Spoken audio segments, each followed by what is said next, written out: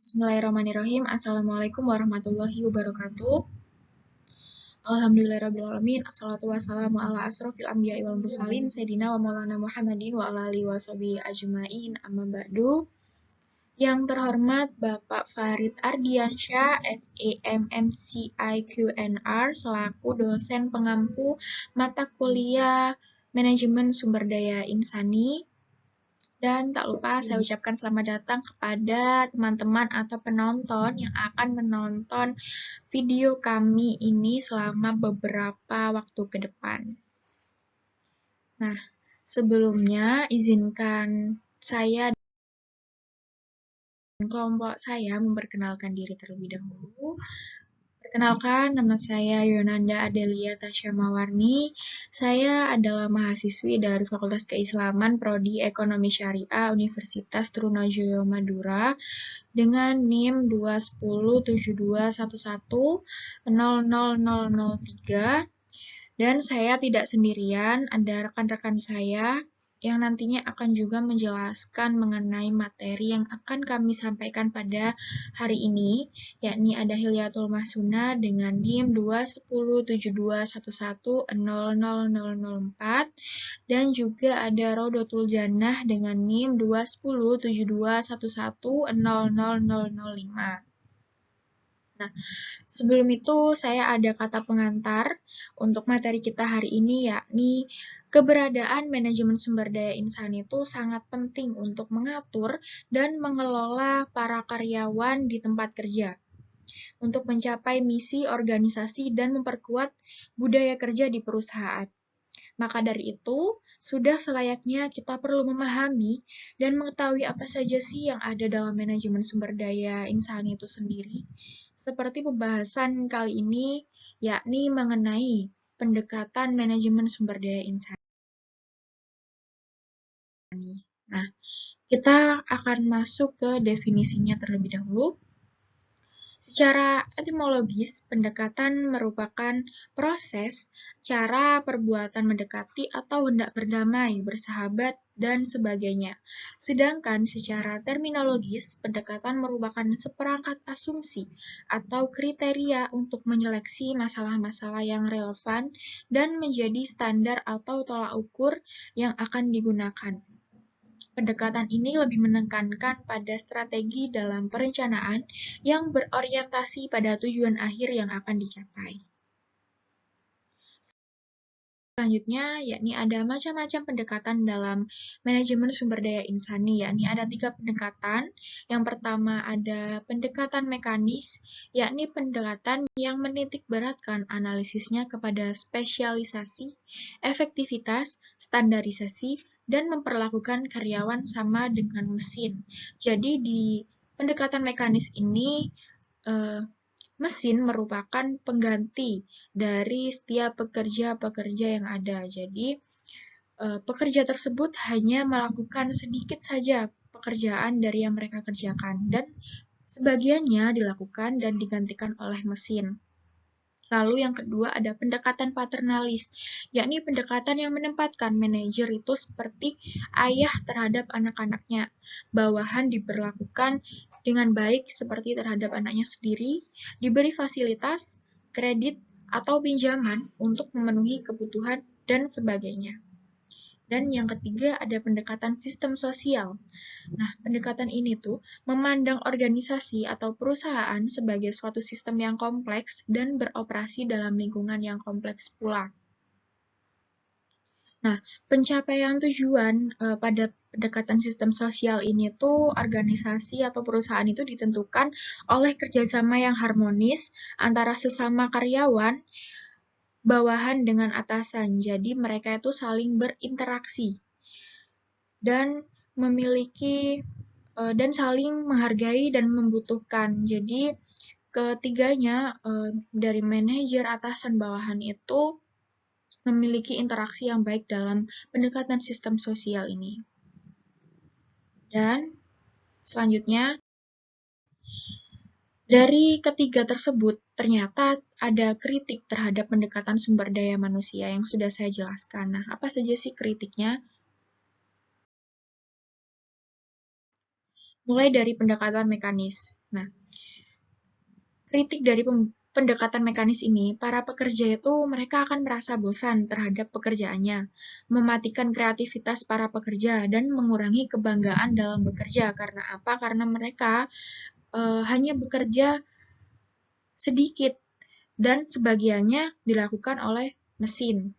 Lalu yang kedua ada pendekatan paternalis.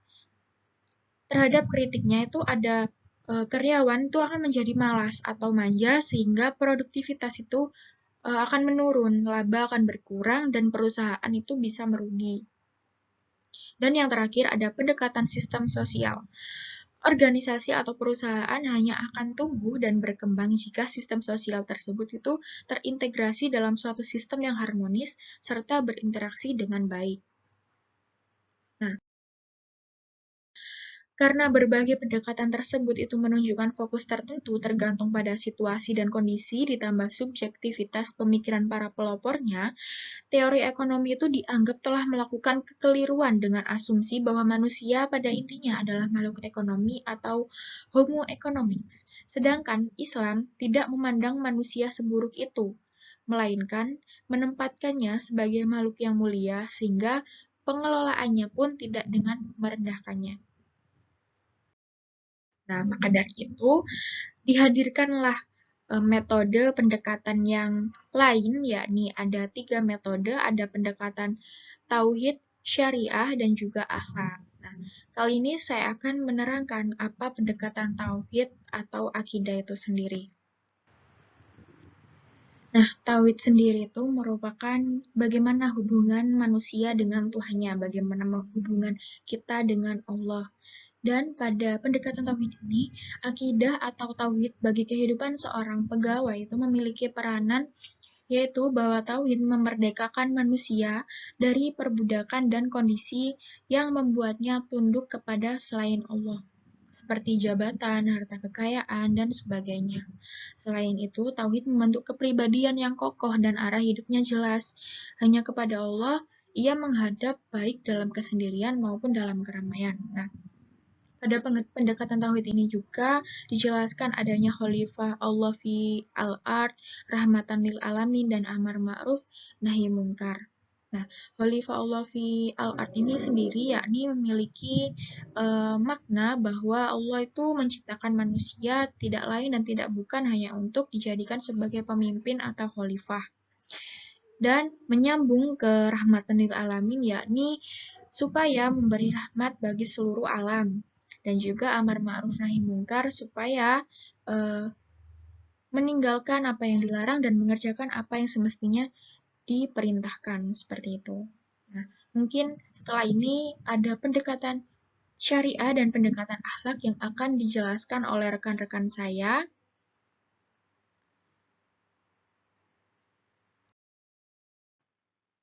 Baik, saya Hilyatul Masunah, NIM akhir 004. Saya melanjutkan dari penjelasan Yonanda, yakni pendekatan syariah dengan manajemen sumber daya insani. Secara esensial, pengertian sumber daya insani syariah adalah keimanan sumber daya insani syariah yang mengakui keesaan Allah dan menempatkan posisi Allah dalam dirinya lebih dekat dari urat nadi. Sumber daya insani syariah ini menjadikan Allah sebagai pengawas utama dan berada dalam hati setiap individu dimanapun dan kapanpun.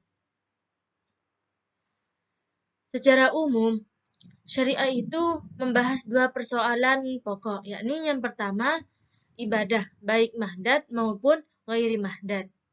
Mahdat di sini yaitu ibadah yang telah ditetapkan cara pelaksanaannya. Sedangkan ghairi mahdat yakni ibadah yang tidak ditetapkan secara pelaksanaannya. Dan yang kedua yaitu muamalah, baik al-muamalah al-madiyat maupun al-muamalah al-adabiyat. Al-muamalah al-madiyat di sini yaitu muamalah yang berhubungan dengan materi seperti perjanjian, perdagangan, badan usaha, hubungan kerja, dan lain sebagainya. Sedangkan Al-muamalat al-adabiyah di sini yaitu muamalah yang berhubungan dengan akhlak.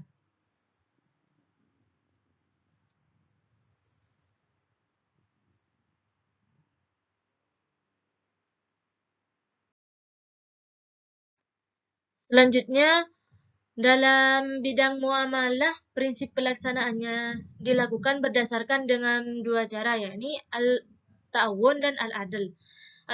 Al-ta'awun di sini yaitu saling tolong-menolong, bekerja sama. Seperti halnya dalam surat Al-Maidah ayat 2 yang artinya yaitu dan tolong-menolonglah kamu dalam mengerjakan kebajikan dan takwa. Dan janganlah tolong-menolong dalam perbuatan dosa dan permusuhan. Bertakwalah kepada Allah, sungguh Allah sangat berat siksanya.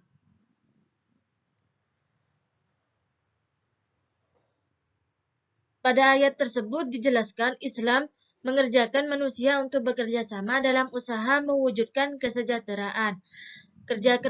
Kerjasama di sini yaitu upaya untuk saling mendorong dan saling menguatkan satu sama lain dalam menggapai tujuan bersama. Hanya saja saling menolong dan bekerja sama itu dibatasi dengan larangan saling menolong dalam perkara dosa atau pelanggaran. Oleh sebab itu, kerjasama akan menciptakan sinergi untuk lebih menjamin tercapainya tujuan hidup secara harmonis. Yang kedua yaitu al-adl, yakni adil. Adil di sini secara etimologis berarti tidak berat sebelah, tidak memihak atau menyampaikan yang satu dengan yang lain. Secara terminologis, adil berarti mempersamakan sesuatu dengan yang lain, baik dari segi nilai maupun dari segi ukuran, sehingga sesuatu itu menjadi tidak berat sebelah dan tidak berbeda satu sama lain. Adil juga berarti tidak berpihak atau berpegangan pada kebenaran.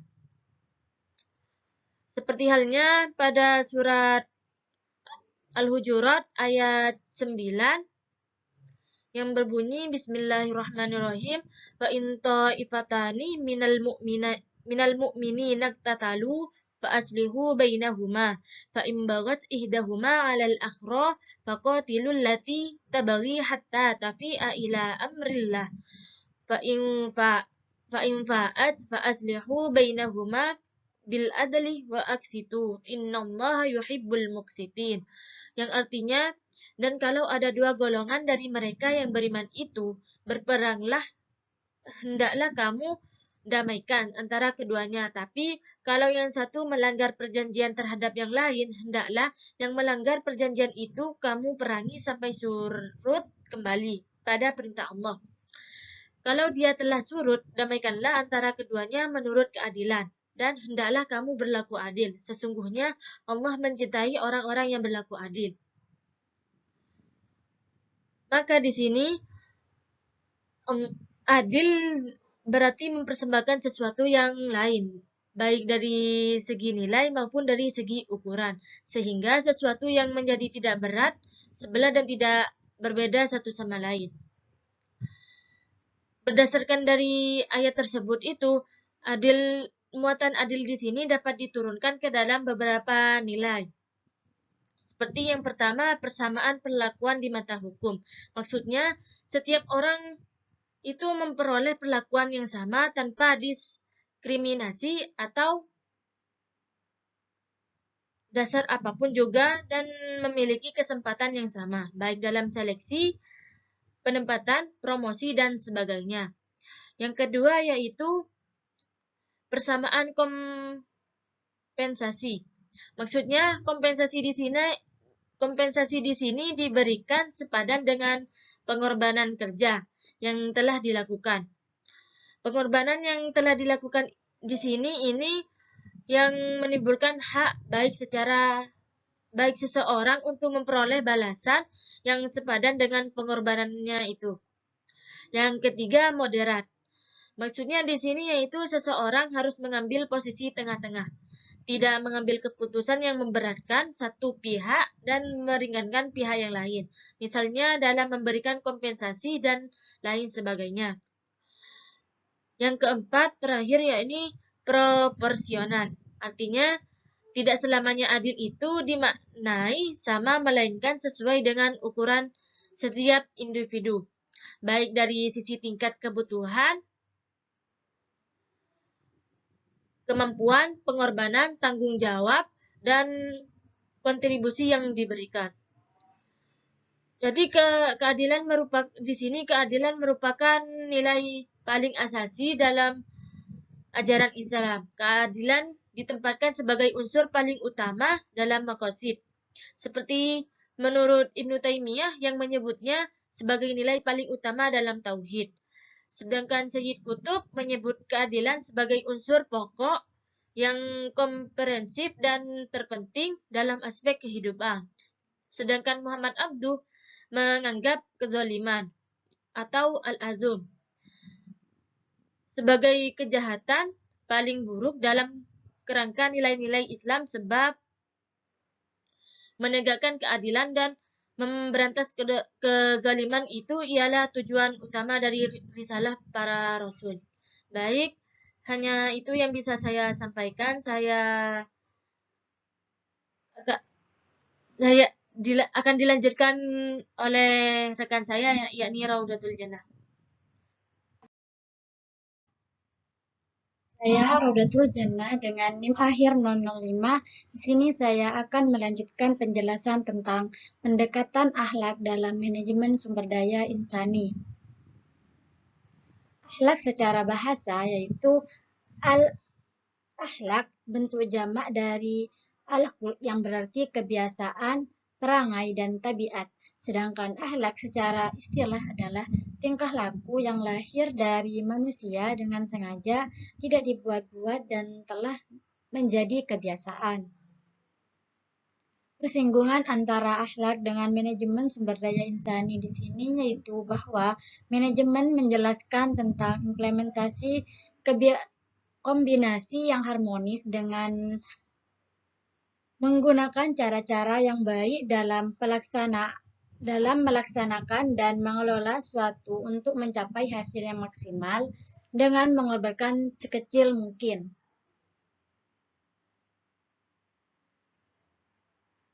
Sedangkan akhlak menjelaskan tentang penilaian dan perbuatan baik dan buruknya, sehingga apakah suatu itu baik apabila diukur dengan metode penilaian. Oleh karena itu, banyak sekali persinggungan antara keduanya, terutama penilaian antara baik dan buruknya yang menetapkan syarat-syarat bagi para manajer yang bertanggung jawab dalam pelaksanaan manajemen seperti kejujuran, integritas pribadi, kesungguhan atau juhud, dan lain-lain sebagainya. Seperti yang dijelaskan sebelumnya, bahwa al-insan al-kamil merupakan konsep yang mengacu pada Nabi Muhammad SAW sebagai contoh manusia yang ideal. Al-insan al-kamil tidak lain adalah seorang mukmin yang di dalamnya terdapat kekuatan, wawasan, tindakan, dan kebijakan yang tercantum dalam al-akhlak al-nabawi, karena akhlak Nabi Muhammad SAW telah diakui dan dijadikan teladan oleh Allah Subhanahu wa taala dan patut untuk dicontoh oleh umat manusia. Oleh karena itu, kami mengikuti jalan yang diambil oleh Nabi dan perilaku selaras dengan apa yang diterapkan lebih dari 14 abad yang lalu. Maka dari itulah, apa yang dimaksud dengan benchmarking, proses membandingkan dan mengukur operasi organisasi atau proses internal terhadap yang terbaik di kelasnya atau di bagiannya, baik secara internal maupun eksternal. Benchmarking dalam penelitian ini adalah kualitas sumber daya manusia terbaik sebagai acuan. Metode tersebut bukan murni pendekatan manajemen, tetapi berdimensi ibadah sebagai bentuk ketaatan kepada Allah Subhanahu wa taala dalam menjalankan perintahnya. Benchmarking adalah proses pengumpulan data dari membandingkan dengan kondisi di organisasi lain. Hasil dari proses tersebut menjadi tolak ukur untuk perbaikan berkelanjutan organisasi tersebut. Tujuannya adalah untuk meningkatkan pengetahuan dan pemahaman tentang organisasi itu sendiri dan situasinya dibandingkan dengan organisasi yang lain. Bagaimana organisasi dapat dikembangkan sehingga menjadi yang terbaik. Akhlak di sini dalam Islam mengatur hubungan manusia dengan Allah dan Rasul-Nya, dengan sama manusia dan alam semesta dengan dirinya sendiri. Jadi ciri terpenting dari generasi terbaik ini adalah mereka telah mendapatkan keriduan dari Allah Subhanahu wa taala dan mereka pun ridho kepada Allah Subhanahu wa taala. Seperti firman Allah dalam surah Al-Taubah ayat 100 yang berbunyi Bismillahirrahmanirrahim. Wasabiqunal awwaluna minal muhajirina wal ansari walladzina tabauhum bil ihsan radhiyallahu anhum waradu anhu wa adda lahum jannatin tajri tahtahal anharu khalidina fiha abada. Dalikal fawzul adim, yang artinya dan orang-orang yang terdahulu lagi yang pertama-tama masuk Islam di antara orang-orang muhajirin dan ansor dan orang-orang yang mengikuti mereka dengan baik. Allah ridho kepada mereka dan mereka pun ridho kepada Allah Subhanahu wa taala. Allah menyediakan bagi mereka surga-surga yang mengalir di bawah sungai-sungai. Mereka kekal di dalamnya selama-lamanya. Itulah kemenangan yang agung.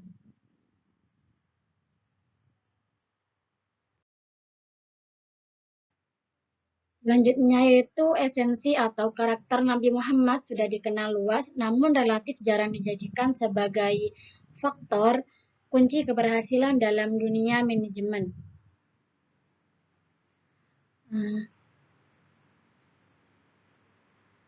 Sifat atau karakter Nabawiyat adalah yaitu ada 4. Yang pertama yaitu Siddiq, yang artinya benar dan jujur. Yang kedua yaitu amanat, yang artinya dapat dipercaya atau kredibel. Yang ketiga yaitu tablir, mampu menyampaikan atau komunikatif. Dan yang keempat yaitu fatonah, artinya bijak dan cerdas. Siddiq di sini berarti benar dan jujur. Yang dimaksud dengan benar dan jujur di sini yaitu menghadirkan kebenaran dan kejujuran sebagai kebijakan terpenting dalam perilaku seorang muslim untuk dapat berpikir, berkata, dan melakukan hal yang benar. Karyawan atau pekerja yang jujur sangat populer dan menginspirasi kepercayaan. Hal inilah adalah investasi besar di tengah budaya penghargaan. Kemudian yang kedua yaitu tentang karakter atau sifat amanat, yang artinya amanah yang Allah Subhanahu wa taala ini berikan kepada Rasul untuk menjadi pemimpin manusia. Maksudnya memperkerjakan sumber daya manusia yang dapat dipercaya untuk melaksanakan tugas-tugas yang diberikan kepadanya.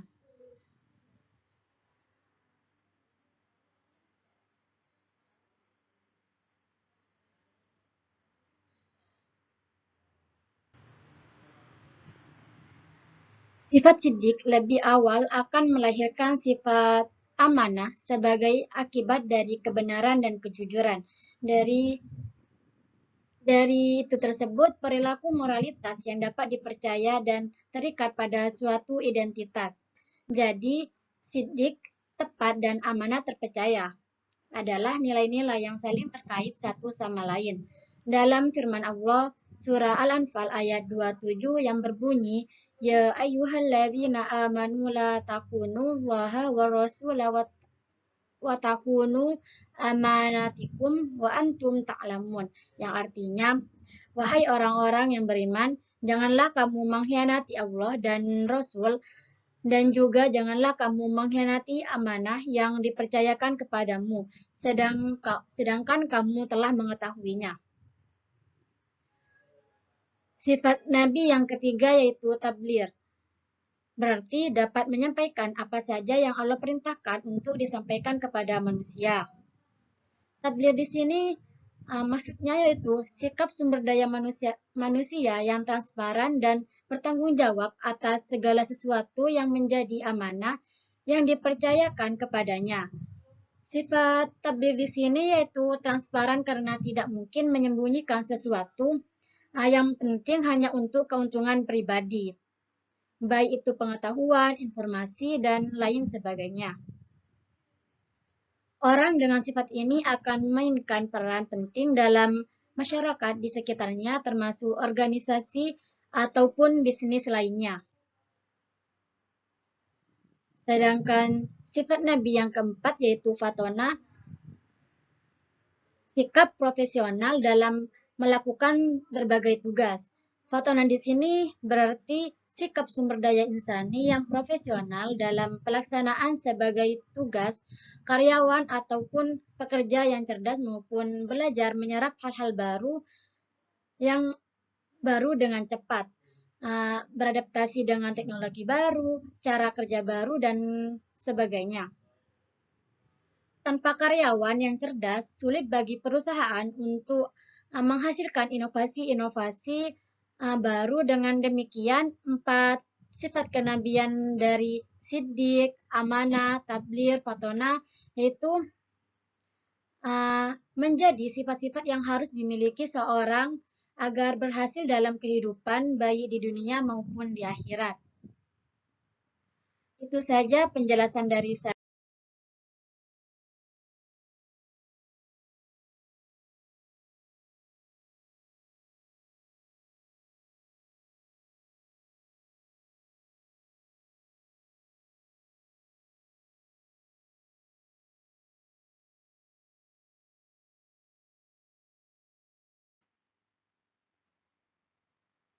Itu saja penyampaian materi dari kelompok kami. Kurang lebihnya mohon maaf.